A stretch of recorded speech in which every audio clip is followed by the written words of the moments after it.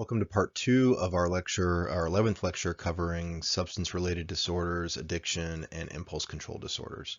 So we were talking about some of the theories about the causes of substance-related disorders, and we had moved on from the psychological contributors to the social and cultural dimensions. So, it should be quite obvious to all of you that exposure to a drug is a prerequisite for using that drug, right? So first of all, that drug needs to be available in your culture and known and understood and have a context as for use. So the way that drugs are portrayed in the media, in your family, and of course amongst your peer group, especially in adolescence and in teenage years, has a lot to do with whether or not you end up utilizing or using certain types of drugs, and whether or not you're likely to develop problems with those drugs. And we know that parents and their influence, as well as the family structure, is pretty critical in establishing certain aspects of understanding surrounding substances and therefore having an influence on whether or not people develop problems. The societal view of drug use and drug abuse is a huge concern as well. A lot of the social science research that I did was focusing on this idea. There are lots of political and cultural factors that have influenced drug policy and therefore perceptions about drugs in our society. There's plenty of documented evidence about sort of cocaine being demonized in the guise of racism against African Americans, especially in the South. The use of marijuana was utilized in a lot of racial policies in the west of the United States in the 19th and I guess 19th century and the 20th century especially. But there's also the influences of other things, like the Marijuana Stamp Act, which made marijuana illegal in the 20s, was really influenced by patent medicine companies that felt like, marijuana was cheaper and more readily available and sort of cutting into their industry. So there's all kinds of sociocultural factors that have to do with how we view, how we prosecute, how we legalize or do not legalize certain drugs. But there's also a deep standing sort of moral judgment that often goes with substance use. And this persists to this day. We have a different perspective maybe than we did 20, 30 years ago, but there is still some degree of perception that someone who has a problem with substances is somehow weak or lacking in moral character. It's a failure of impulse control or self-control, which, is not entirely off the mark in terms of the behavior. Certainly we have this idea of thinking of these as impulse control disorders, but attributing it as being purely willful and not recognizing the extremity of this person's impairment in their thinking and their functioning the way we would certain other illnesses or problems, I think is an unfair judgment. While I'm in this situation, though, do we consider addiction a disease? That's a really important question, and everyone has a very different perspective on it. One of the most influential forms of treatment in the world, for substances, especially alcohol, is sort of the Alcoholics Anonymous or the AA model, which has been modified to Narcotics Anonymous and lots of other impulse control problems, gambling, overeating, that kind of thing.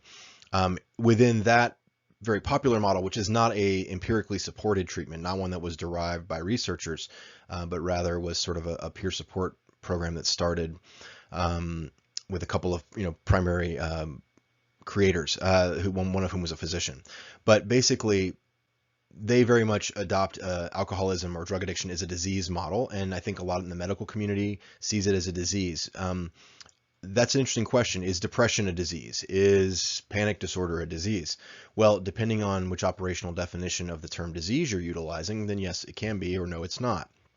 But I think that one of the ways we've tried to destigmatize and remove moral judgment from those that are suffering from issues with substance abuse or substance dependence is to utilize a disease model so that people can kind of bring a similar set of judgment to bear. So the idea that there are certain illnesses that are lifestyle derived, like lung cancer that's due to smoking, or cirrhosis due to heavy alcohol use, that kind of thing.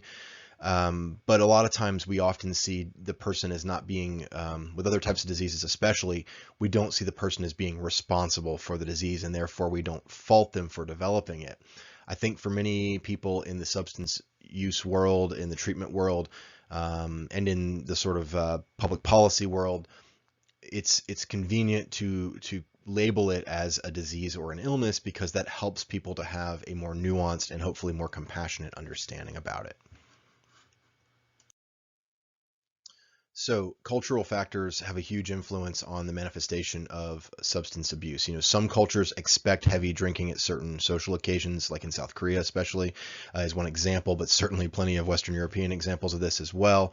There's sort of there can be cultural pressures to engage because drinking and other drugs have been very closely tied and connected to cultural, religious, in some cases, rituals and sort of long-standing traditions. So there can be sort of a pressure to engage, and for someone who has the inclination or has already developed a problem with that substance, that creates some undue cultural pressure to maintain that problem.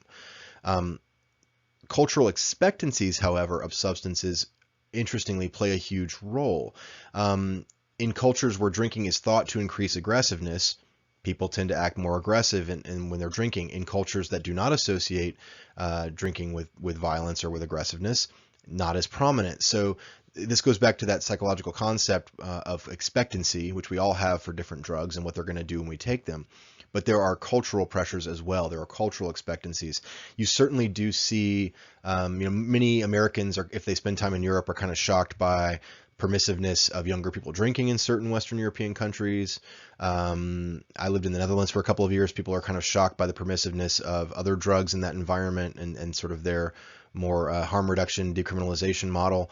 But ultimately, your culture shapes how you experience that drug, what esteem you do or do not hold it in, and certainly there's examples of traditional or ritual uses of drugs where things are treated very seriously, and there's no sort of idea that this is for entertainment or for pleasure, but rather this is a substance that's utilized to connect to a higher power or connect with some cultural tradition. So we always have to consider the context.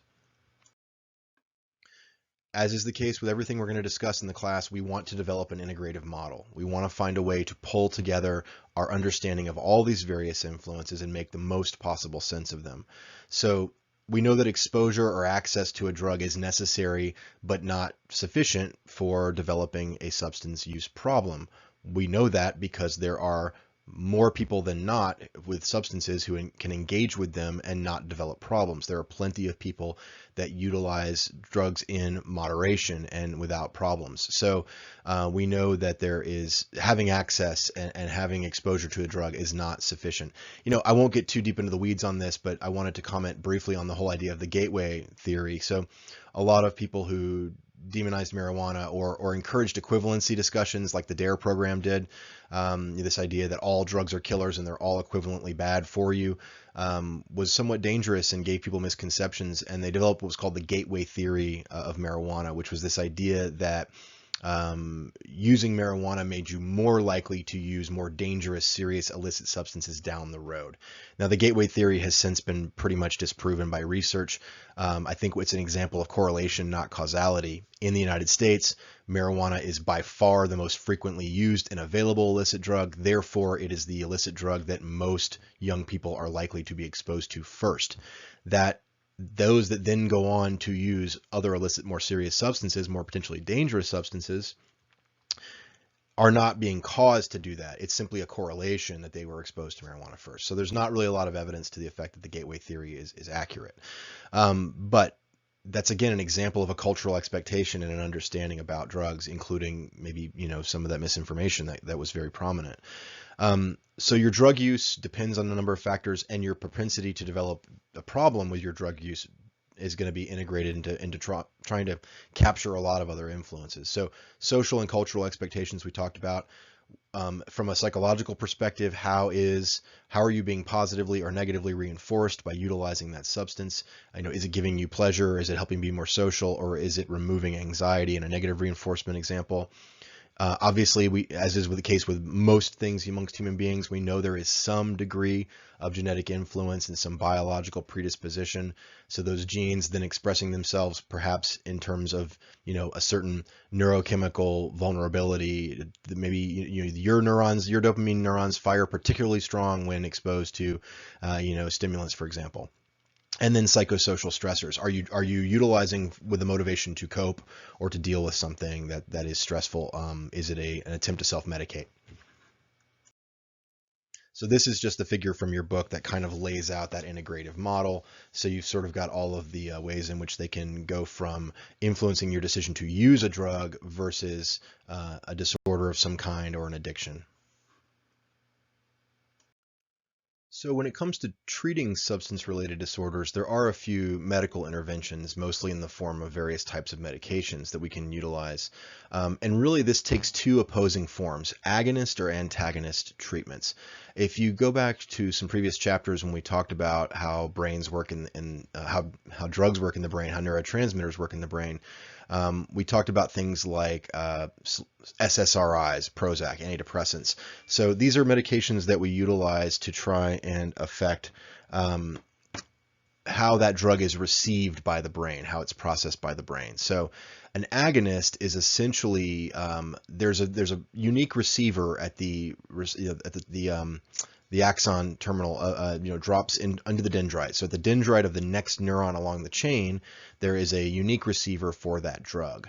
And what we find is that we can use alternative drugs, substitution drugs that will fit that receptor, but do not cause as much of an excitatory response in the neuron and essentially block the drug so that place is taken up by the agonist and does not allow the drug to then access that receptor within the neuron. So what you end up doing is you prescribe a similar drug, similar chemical composition as the one that's being abused, but which is much safer in a variety of ways. The most common ways that you see this are methadone for opiate addiction or nicotine replacement therapies for tobacco or for nicotine dependence. So let's talk about the first one first. There's a long history of methadone treatment for opiate addiction in the United States and abroad. The VA that I used to work at many years ago as an intern in New Jersey had its own dedicated methadone clinic. The idea with methadone is that first and foremost, it is a less psychoactive opiate. There is less high, less euphoria associated with it, less sort of physiological symptoms associated with methadone compared to, say, heroin or prescription painkillers like, fentanyl, oxycodone, that kind of thing. So you can give the person this opiate agonist methadone, which is less psychoactive, has less symptoms that induce further psychological and biological addiction, but more importantly, is controlled, is regulated, is dosages are completely balanced in terms of medical applications, so the person is not taking too much of the drug or risking overdose or further damage. The other thing is that it has a sociocultural impact, which is that in an environment where drugs like heroin and illegally obtained prescription painkillers are illicit, where they're illegal, you're introducing an entire criminal element into it in a variety of ways. First and foremost, the person is having to spend a great deal of their money obtaining the illicit drug, as opposed to methadone programs tend to be free of charge or a nominal fee.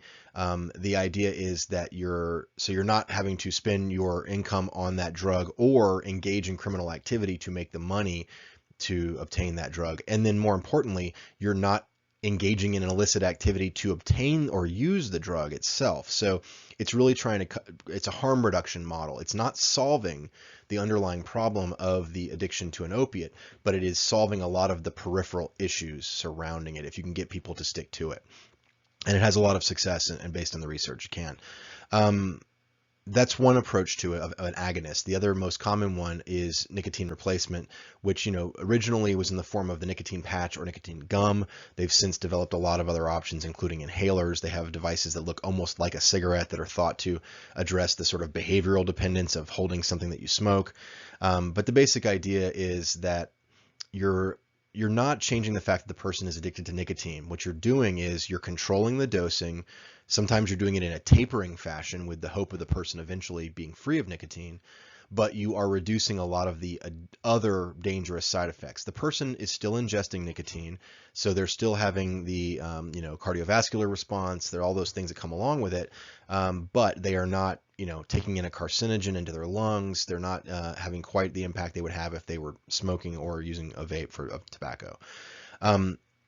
That's one approach. The other sort of opposite approach is what's called an antagonistic treatment, where you use a drug antagonist that goes in, blocks the receptor, and counteracts the positive effects of the substance. So one example of this is naltrexone, which is used for both opiate and alcohol problems. What naltrexone seems to do is it blocks the reward association from using alcohol and opiates. So the person experiences no high whatsoever. And in fact, a lot of their experience is that they don't feel, for example, intoxicated the way they do when they use without naltrexone. So the idea is you're simply trying to block the receptor to the extent that that person is no longer getting the reward, and hopefully in collaboration with other forms of treatment, they can abstain from the substance. A second approach, or third approach, excuse me, is an aversive treatment. And this is the idea of a substance that the person takes reliably that makes the experience of the other substance, the addicted substance, very unpleasant. The best example I can think of is Antabuse. And Antabuse has been around for quite a while. And it utilizes aversive conditioning or known as punishment within the behavioral world. If you take Antabuse, and it's usually in the form of a pill the person takes every day, sometimes they're mandated to take it as part of their agreement for a treatment program. Other times it's entirely voluntary. But if you are taking Antabuse and you drink alcohol, it will make you violently ill. So it really causes a very extreme, unpleasant, aversive reaction, and so it's fallen out of favor to a certain extent, but it is still utilized. But the idea is that you're going to create an alternative conditioning response. The person is going to learn a different behavioral lesson associated with it, and it does make you very, very ill. And so the person will often, say, I'm not going to do that again because I don't want to go through that experience again. A lot of the evidence is that biological treatments, things like this, are generally ineffective when used alone. As a whole solution to the problem, they tend to only be a temporary stopgap. Adherence is not good. People drop out. If they know they're going to drink, they don't take their Antabuse. They stop showing up for the methadone clinic and go back to using illicit drugs off the street. But it can be very useful in helping with withdrawal symptoms. So the idea of using it as a temporary replacement that can often be tapered down lower and lower, so the person has a much simpler transition from using the substance to not using the substance and doesn't get this acute withdrawal syndrome associated with stopping abruptly. Now, the area where I have the most experience, the area where I did a lot of my training and research when I was a graduate student, is in psychosocial or psychological interventions and treatments for substance-related disorders. And this can take a lot of different forms. When someone uses the term rehab, they're often talking about this type of program, but I want you to be very mindful of this. There's an excellent episode of the Last Week Tonight with John Oliver from a couple years ago where he talks about substance abuse rehabs and how there are a lot of we'll just call them scams out there. There's a lot of people that are claiming to provide substance abuse treatment that are really not doing so, and they call themselves rehab centers a lot of times, or addiction treatment centers. But when we talk about actual empirically validated cognitive behavioral treatment, psychosocial treatments for substance-related disorders, they generally fall into two categories: inpatient versus outpatient. They have relatively equal efficacy based on the research. Some people prefer an initial inpatient treatment with a follow-up of outpatient aftercare. That's kind of the gold standard, I think, in substance abuse treatment. That's the model we frequently use at the VA hospital in Salem as well. So that's one approach. There are long-standing community support programs that I mentioned, peer support groups like Alcoholics Anonymous and Narcotics Anonymous. The research on these is actually quite mixed. Amongst people like myself back then that were doing research in empirically supported treatments for substance abuse, we tended to be very critical of AA and NA. I do that knowing full well that there are plenty of people in the world that will say that AA and NA have saved their lives, and I'm not trying to diminish that. What I would argue is that maybe the prime factor that saved their life may not have been the actual intervention, but rather the group and the connection to it. Basically, the issue is that the approach, the techniques utilized in AA and NA have mixed results in terms of being effective. They don't show themselves necessarily to be that much better than quitting on your own. But there is certainly a positive aspect of the peer support the opportunity to be held responsible, the positive feedback for your praise for your periods of sobriety. That's something that's actually done. All of these aspects are included in more empirically validated treatments. Positive reinforcement from peers, milestones being recognized and acknowledged for progress, and getting that positive reinforcement from your peers and from your counselors is really crucial. And of course, the social support that comes with a treatment program in a group setting. You have some controversies amongst researchers and treatment centers about what constitutes success. There is a much sort of older dogmatic belief that the only way to treat someone with a substance problem is through complete abstinence. That's certainly the model of AA and NA. If I have one drink, I'm back to being an alcoholic. The idea is, or that I always am an alcoholic, and that if I have one drink, I'm simply relapsing. But there are some researchers and some treatment centers that focus on the idea of controlled use or moderation being an acceptable goal, substitution of less dangerous substances for more dangerous substances. I mean, if you ever want to see people drink coffee and smoke cigarettes, go to an AA meeting, right? But the idea is that for those individuals, that is much safer for them than drinking alcohol or utilizing other illicit drugs. But there are some programs that will accept moderated use as an end goal, as being an acceptable treatment goal. But generally speaking, especially given the dominant disease model, a lot of programs emphasize abstinence as the only outcome you really want to shoot for. There are lots and lots of mix and match ways to incorporate components of treatment that have things like psychotherapy, contingency management. Generally speaking, in the substance abuse treatment world, you're never going to go in and receive only one individual intervention. There's going to be a lot of different components and aspects. And then there's an entire world of research where you essentially deconstruct those treatment approaches and you try to figure out what are the most important factors, what are the things that really seem to control the variance in the outcome, and emphasize those in future designs. So as I said, comprehensive treatment and prevention programs involve individual and group therapy. They may include aversion therapy like Antabuse being used. Covert should be covert, not convert. Covert sensitization, which is some mindfulness practices trying to reduce the anxiety associated with triggers for alcohol or drug use. Contingency management is the idea of establishing sort of contingencies for various stages of success or lack thereof in substance abuse. It can sometimes be as simple as rewards and reinforcement through community positive feedback. Relapse prevention is a really important part of substance abuse treatment. So focusing on, okay, you've obtained a degree of sobriety. How are you going to keep that going? How are you going to remain abstinent from these substances? And a lot of that is sort of learning the triggers, the cues, understanding the process by which one goes from deciding to use to then start abusing. And then the idea is that you can establish a plan to try and prevent relapse. There's also a very important change in our thinking in this field in the recent decades. I think that substance abuse treatment, and some of this is influence of the sort of 12-step programs, was very all or nothing, black or white in its perspective. And as a result, what would happen is someone would be sober or abstinent for a long period of time, and they would use once or twice, and they would say, well, this is a relapse. And there was a mindset that said, oh, no, now I'm off to the races. Now I'm just going to continue to go out of control, use again, as opposed to changing the language and emphasizing the difference between a lapse and a relapse is something that we worked on a lot in our treatment programs. So that a lapse does not necessarily mean that you revert back to your old pattern of behavior. That a lapse might be a red flag or a warning sign that it's time to muster your defenses, to employ your relapse prevention skills and training and your plan in place. That it's sort of this idea of like, this is a warning that you could relapse because you have had this isolated lapse. But there's different philosophies on this and lots of different approaches. On the prevention side, you have a lot of controversy in the United States. Of course, we're right in the middle of a revolution of decriminalization and legalization of cannabis products around the country, several states, Virginia being one of the most recent.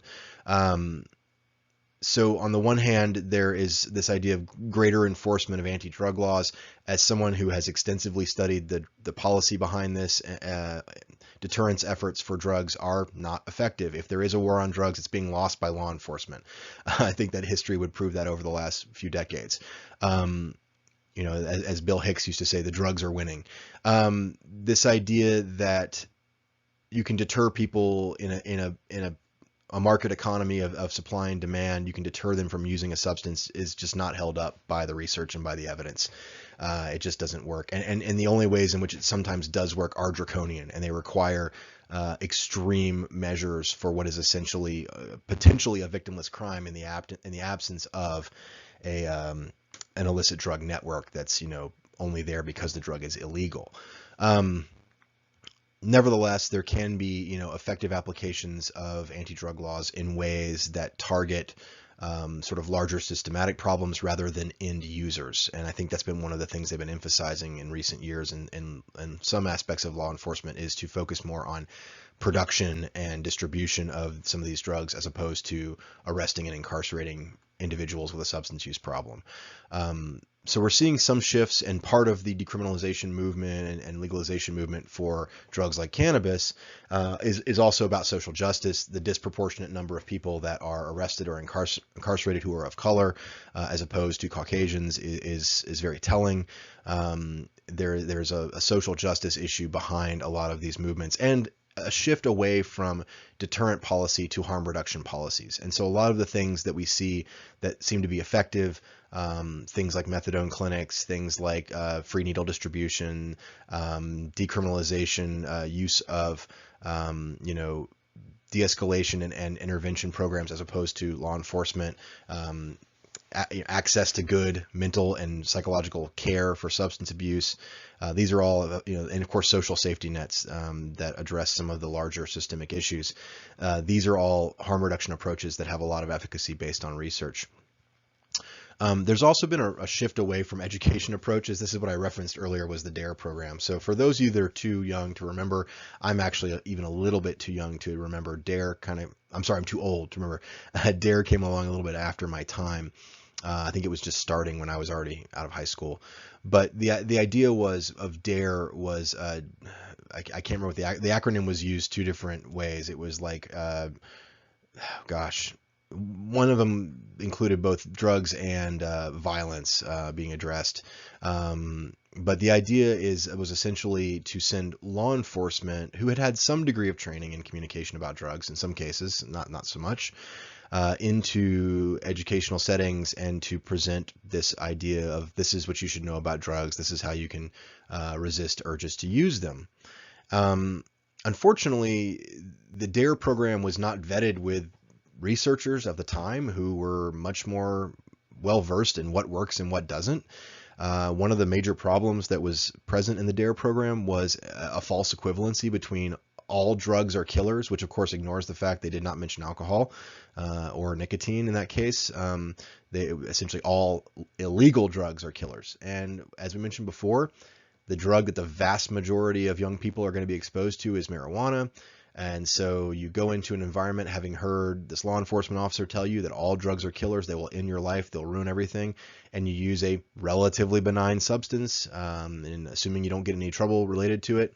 And then the next thing you know, you suddenly think, well, this drug wasn't so bad. This drug didn't, kill me, or I didn't overdose on it. Didn't, radically alter my life in any way. So when I'm exposed to things like cocaine or methamphetamine or whatever, I may give them a try. And so there was actually some evidence that there were some detrimental effects to the style of the DARE education program.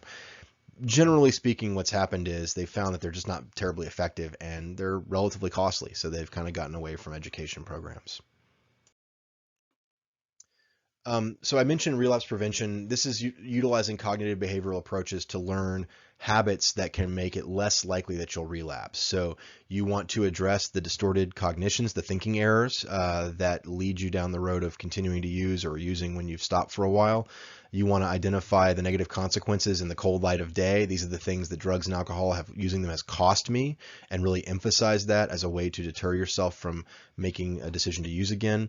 You want to increase the person's motivation to change, and there's a lot of techniques that are really cool that were developed in the last 40 years, motivational interviewing, motivational enhancement therapy, this idea of helping the person to understand how there are decisions we have to make that we have ambivalence about them, but let's just be upfront and honest. Let's identify all of the things we're ambivalent about, and let's see if we can push the scales towards really wanting to change and wanting to maintain that change.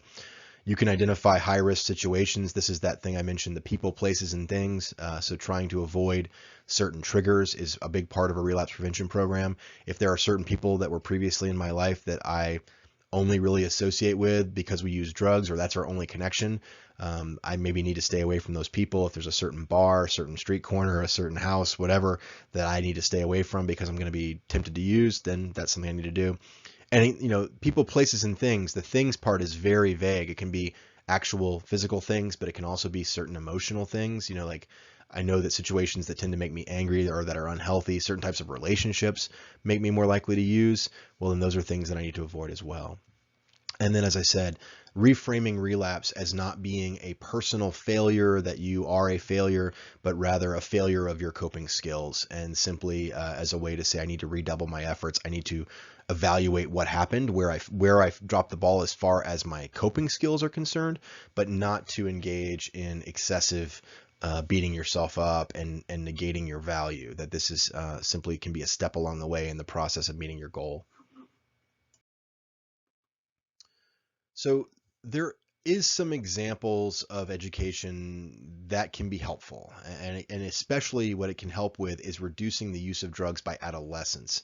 So even if you're, vehemently on the libertarian end of the spectrum when it comes to drugs, everything should be legal and readily available at a reasonable cost, which there are certain people that believe that. I think what we do all mostly agree upon is that developing brains do not get away scot-free when using certain drugs that we think are quote unquote safe in moderation.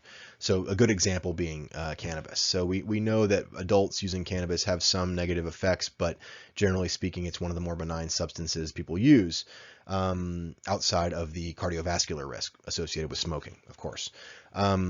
But we know that in the developing brain, the effect of cannabis is much more significant and can have some, pretty significant negative impact on development and on acquisition of certain skills and certain abilities in terms of your cognition.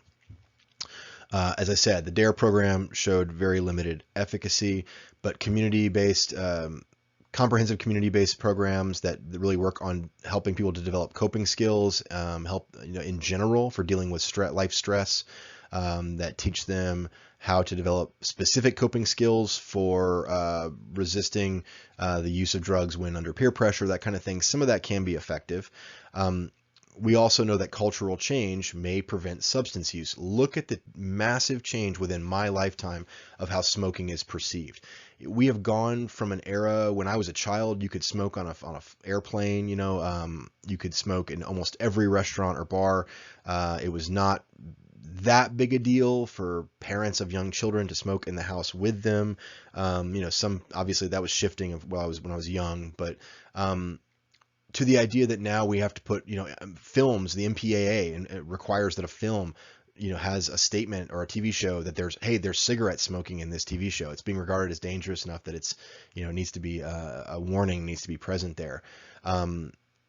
The social perception of smoking has become significantly less favorable in recent decades. Now, nicotine is still being used through vaping and other ways of consuming it, but smoking itself, very well might be an anachronism. It might be like, my children, not my children necessarily. It's still a little weird for my children to see lots of people smoking, but certainly for their children, it might be a very strange thing to watch a movie from the 40s or 50s where everybody's smoking constantly. So an overall change in culture can have a really significant impact on substance use. One really interesting example is in the Netherlands. Part of the motivation that the Netherlands had in the 60s and 70s to enact some of the harm reduction, decriminalization, and legalization strategies they did came from a place of concern of rising drug use amongst teens and adolescents because of sort of the 60s revolution, right?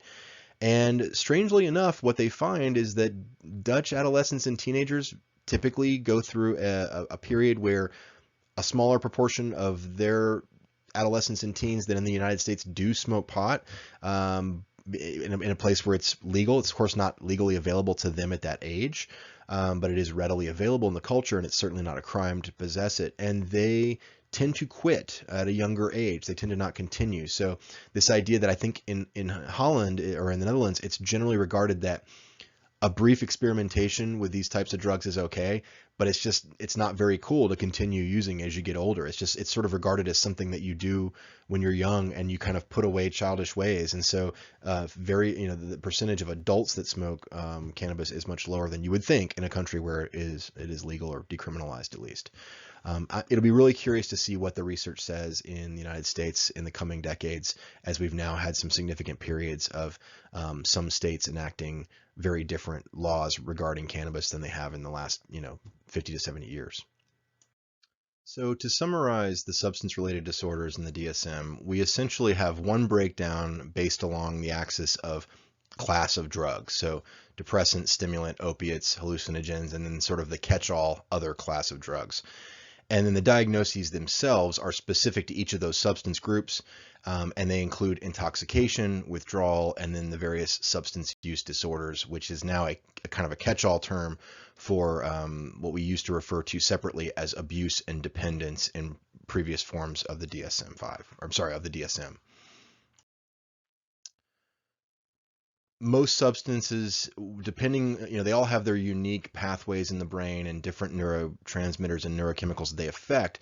But ultimately, as I said, drug use tends to be purposeful, and there is a common pathway of activation of the dopaminergic pleasure system, the limbic system. So we know that there is a reward in the brain associated with use of substances that is really at the core of a lot of the substance use disorder process, is this idea of pursuing pleasure, pursuing that reward.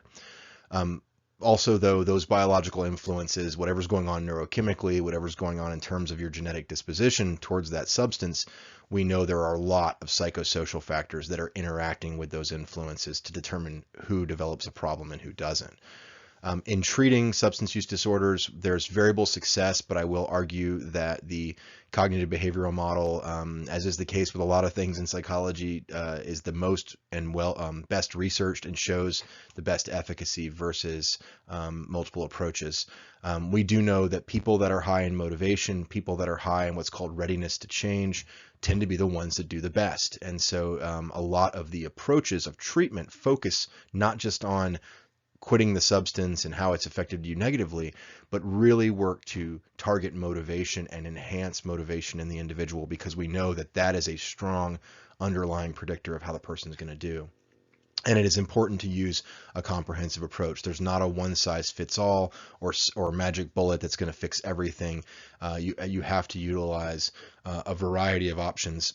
And what most people who've undergone treatment will say is that there were certain things that really resonated with them and that they really seemed to help them to get through, and there's other things they kind of discarded and didn't find a lot of use for. So you want to give the person an opportunity to be exposed to the thing that's going to click with them and is going to be helpful. Okay, so let's move on to some of the impulse control disorders that are covered in the DSM-5. Gambling disorder as a specific standalone is a new disorder in the DSM-5, and it's classified under addictive disorders. So this is essentially engaging in gambling recurrently to the extent that it causes clinically significant distress or impairment.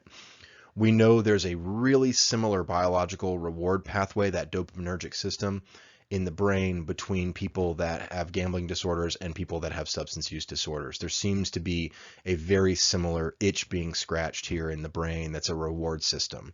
So gambling disorder, of course, the distress is often the person is continuing to spend or lose money despite the fact they may not have it to lose. And of course, that can get in the way of several aspects of functioning interpersonally, professionally, all those things.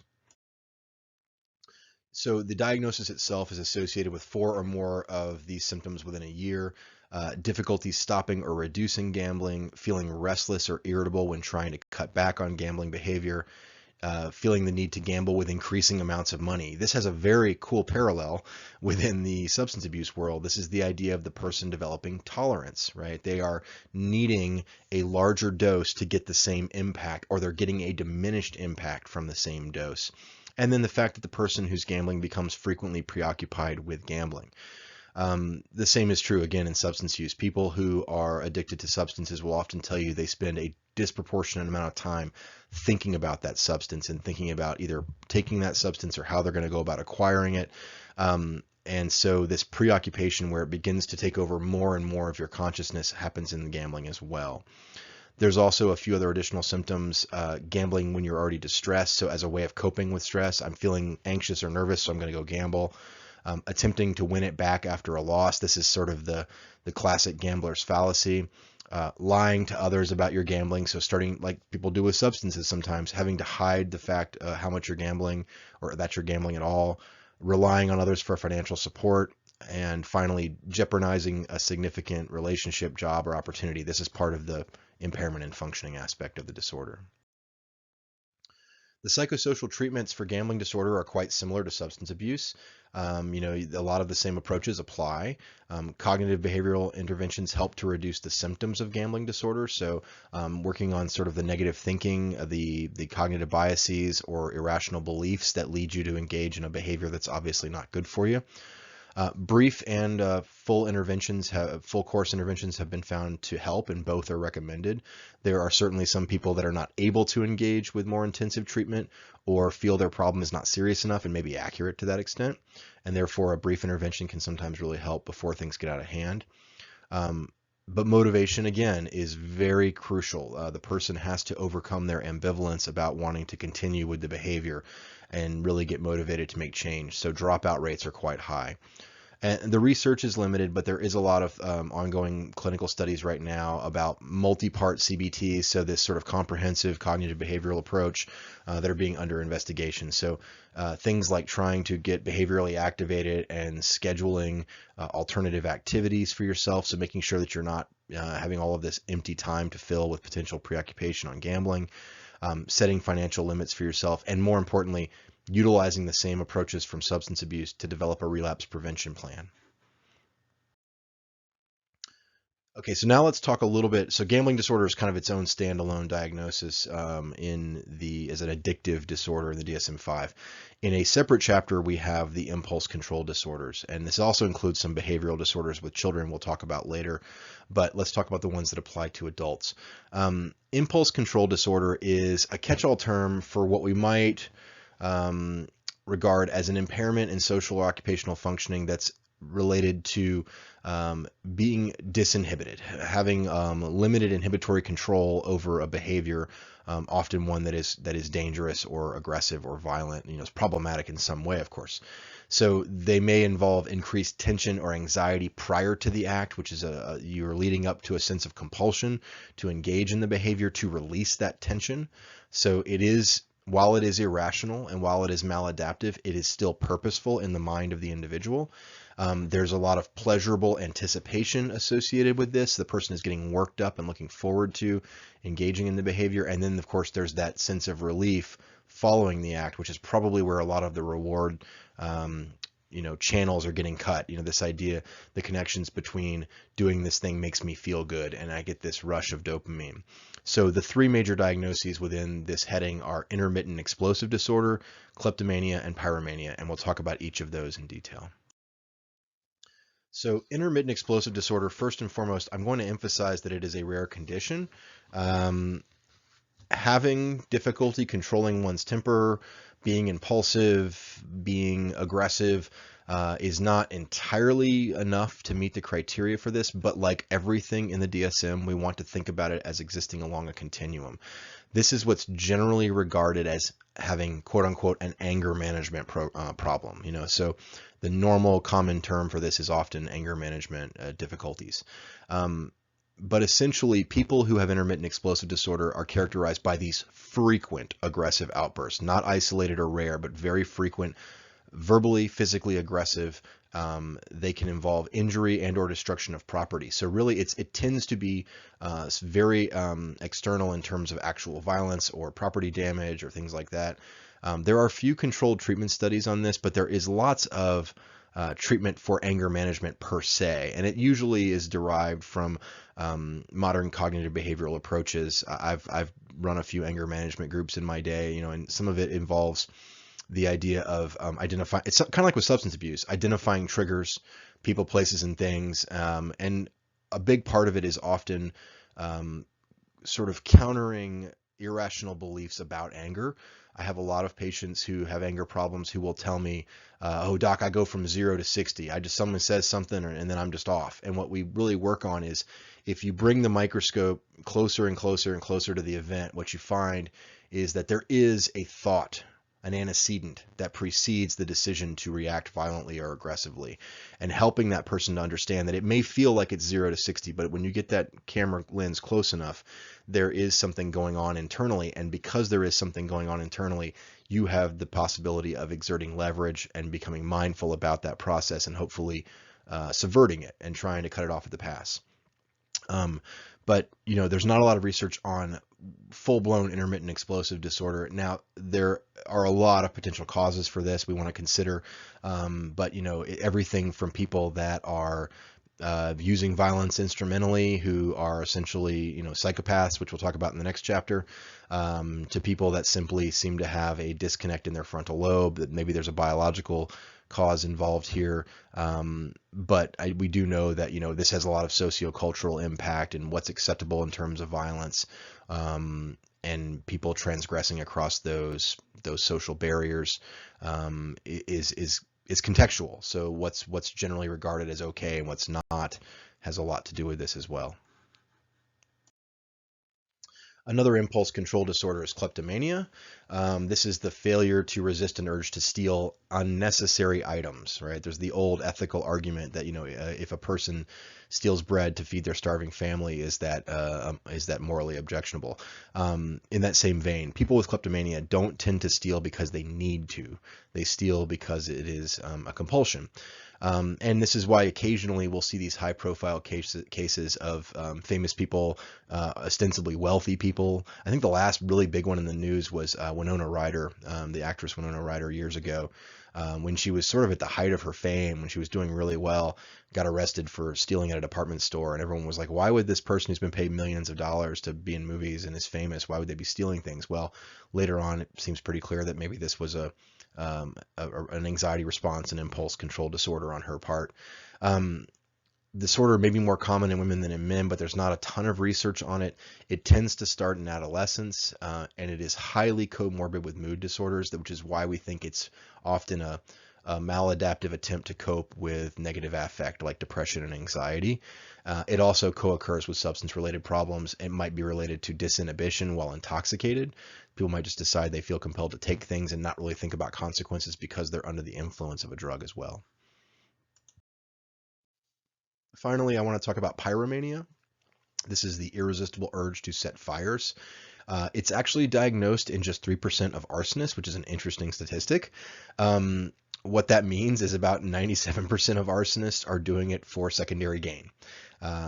Insurance, as a distraction of other crimes, whatever, to destroy evidence, as a punishment, because of, organized crime, turf wars, whatever it is, right?